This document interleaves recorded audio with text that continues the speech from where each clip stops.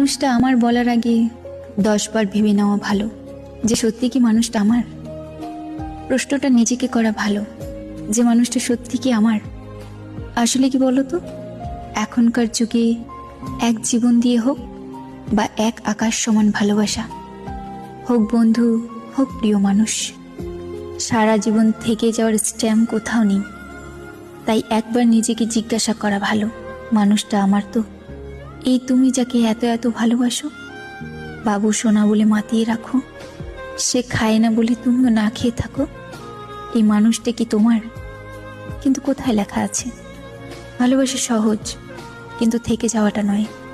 প্রতিশ্রুতি দেওয়াটা আরো সহজ, রাখাটা নয়। মানুষ তাই সুযোগ পেলেই না বদলে যায় সময়ের সাথে সাথে।